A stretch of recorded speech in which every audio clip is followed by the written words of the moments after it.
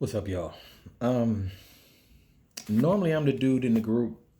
I'm the person in Filter Free that's got the jokes, that finds something funny in every situation. That despite how intelligent I may or may not be, I'm always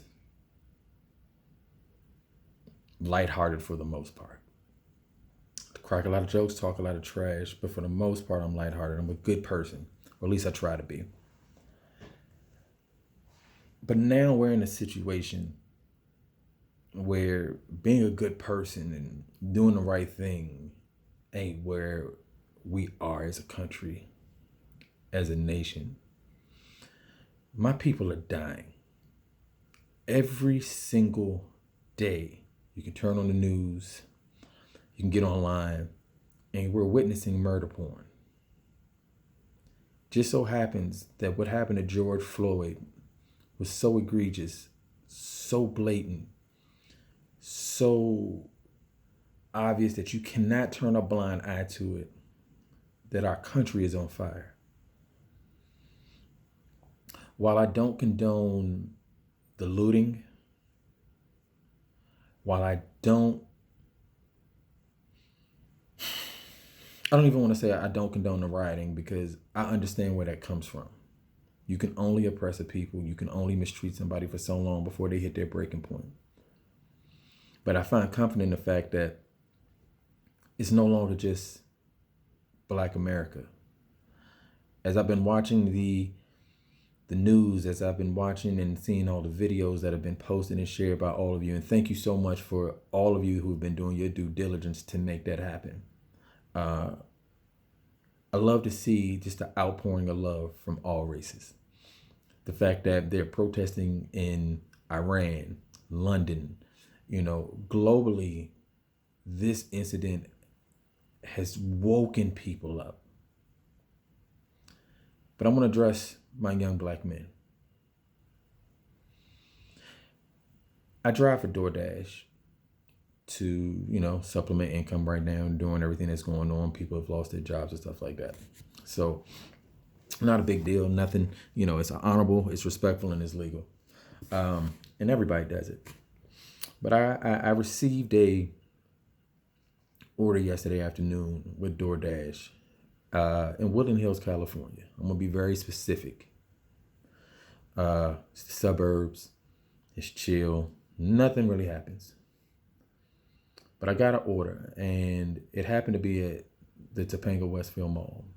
And when I got there, the mall was closed, as it has been. But the Target has been open. Different little things like that. Different restaurants and stuff have been open.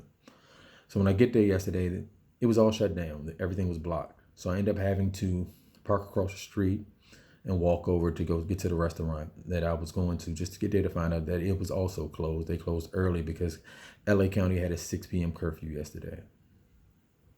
I then had the privilege of, while I was dealing with DoorDash and talking to DoorDash, I had a police truck roll up on me. And now normal protocol is it's 2 officers to a vehicle.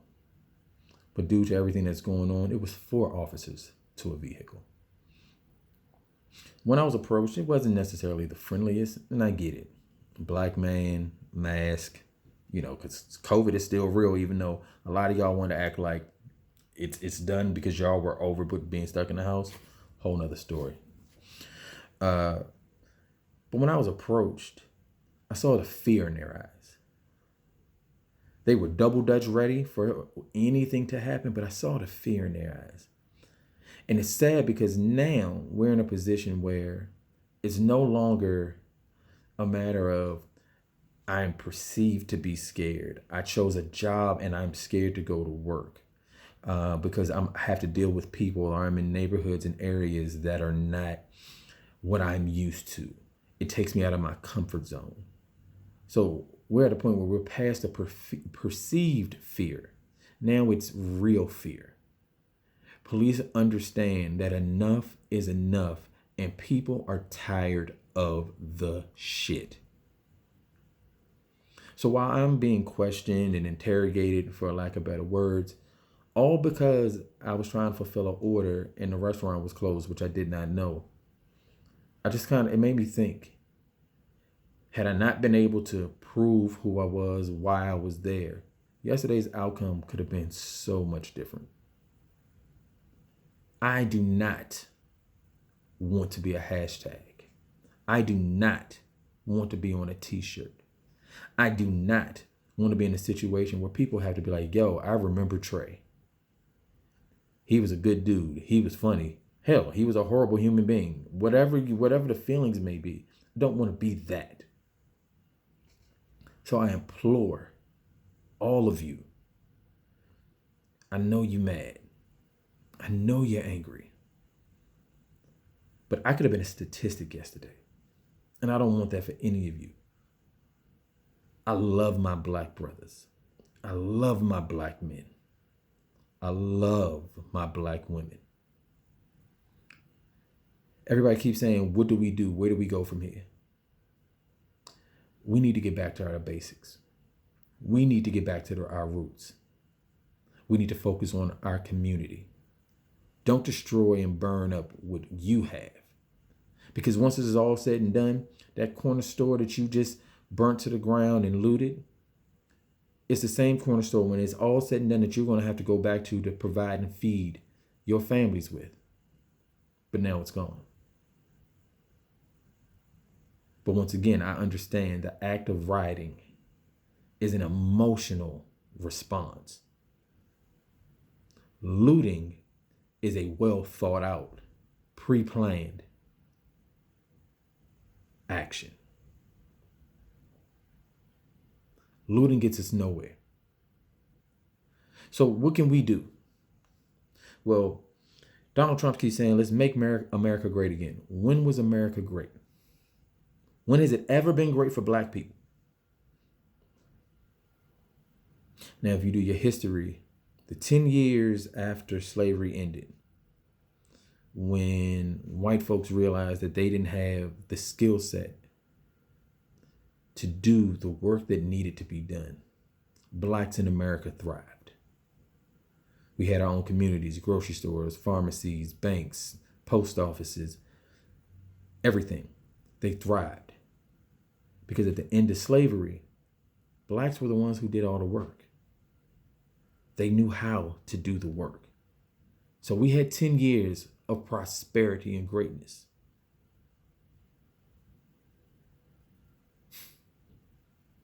So what do? We get back to the basics. When I hear that, oh, we don't have the resources, we don't have the access, we don't have the tools. Black America, we ain't been given shit the entire time we've been here. And we have always found a way to make a way out of no way. Why is today going to be any different? So, America's is great. You know what I mean? We're supposed to be the best, but we fail in education. We fail in everything that's important other than the amount of guns and prisons that we have. There needs to be a change. I would love to say it needs to be a swift change, but we know that justice is not swift. You know, I've seen the memes that float around that says, you know, white America should be happy that black Americans only want equality and not revenge. But the Bible says, vengeance is mine, saith the Lord. Now, I'm not sitting here trying to say I'm opposed to having to get busy if necessary. I will protect me and mine with my life. And I mean that with every sense of the word. But why willingly sacrifice your life ignorantly when there are things that can be done constructively? So number one, vote. I know a lot of y'all say that your votes don't count, but a lot of y'all and most of y'all don't vote in the elections that actually affect your day-to-day. Now, a lot of places are having their local elections coming up over the next couple months, where you're voting for your judges, your Supreme Court justices, your police chiefs, your deputy police chiefs. That's when you need to vote. That's when you need to find what dog is in this fight that represents you. That's what you need to focus on. That's who you need to be worried about, because it starts from the ground up. But we keep looking at this from the top down, and that's not working. Position yourselves to be in positions of power. Put people into office who are going to do and represent your interests. And if we elect somebody and they're not doing what they're supposed to do, then guess what? Get rid of them. For power is truly with the people. The government is supposed to reflect the will and needs of the people, not the other way around. So vote. Number 2, most of the Ivy League schools and a lot of the major colleges, you can go online, their websites, go look it up, where you can do the entire coursework for any degree, because they offer all of that stuff online.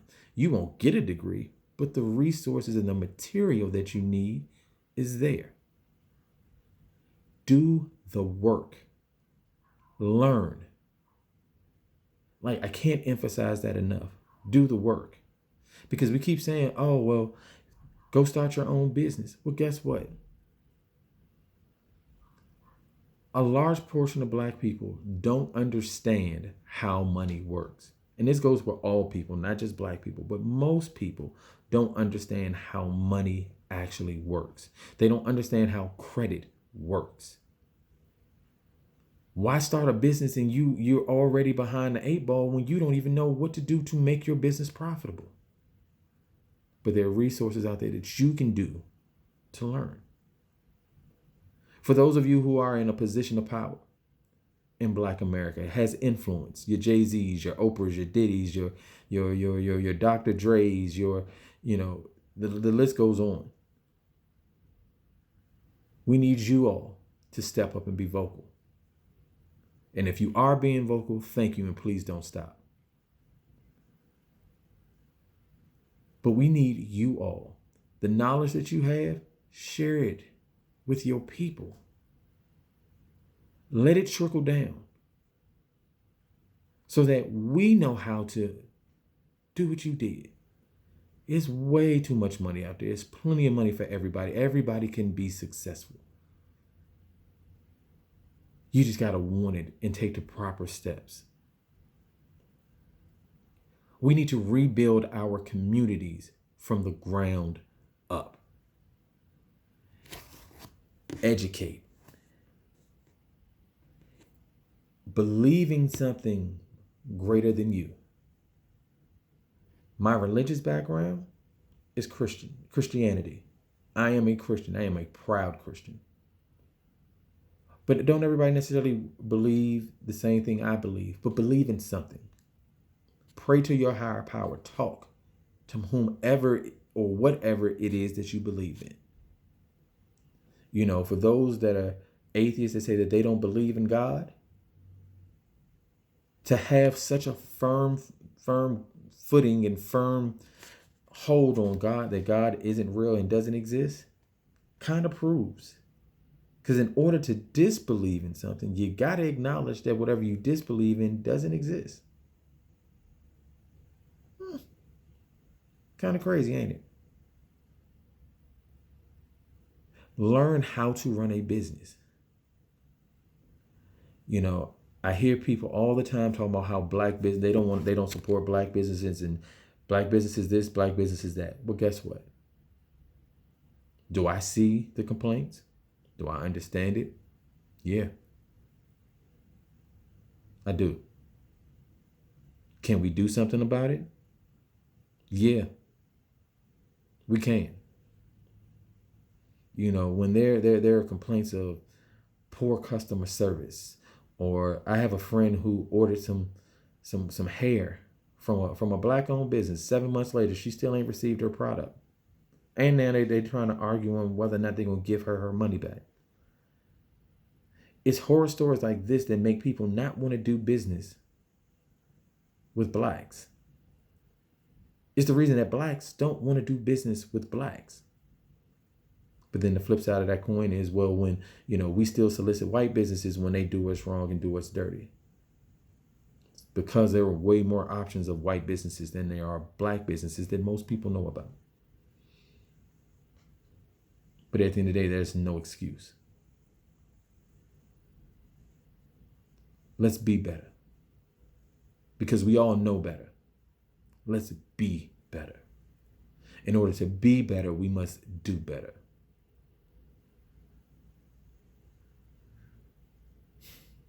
My heart hurts. My soul is broken.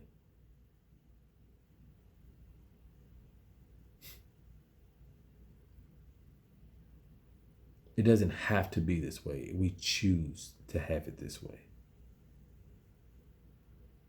So for all of our allies, all of our non-people of color that are standing up and fighting with us, I see you. And I thank you. But to all of my people of color, especially my black and brown people, we need to stand up and unite. We need to do the work. Blacks seem to be the only people here in America that don't understand the concept of communal wealth in order to create generational wealth. But that's been proven time and time again. If we look at Jewish Americans, they do that. We look at Asian Americans, they do that. That money stays within their communities. They work together. They uplift each other. I mean, I remember growing up hearing, people cracking jokes about Hispanics and Mexicans, like, oh, it's 30 of them in a room. But guess what?